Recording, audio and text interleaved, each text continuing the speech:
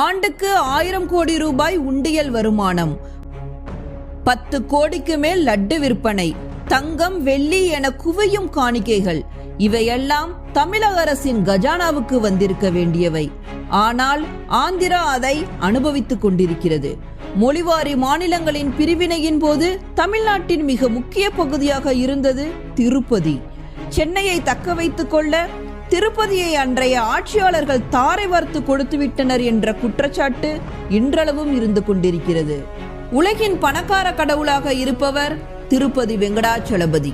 திருப்பதி ஒரு காலத்துல முருகன் கோவிலா இருந்தது, பின்புதான் அது விஷ்ணு கோவிலா மாற்றப்பட்டது அப்படின்னு ஒரு சாரரும், இல்ல அங்க இருந்தது பெண் கடவுளான கொற்றவை கோவில் தான் அப்படின்னு ஒரு சாரரும் இன்று வரை வாதிட்டு தான் வராங்க. இன்னைக்கு இந்த வீடியோல திருப்பதி உண்மையில் பெருமாள் கோவிலா அல்லது முருகன் கோவிலா அல்லது கொற்றவை கோவிலா அப்படிங்கிற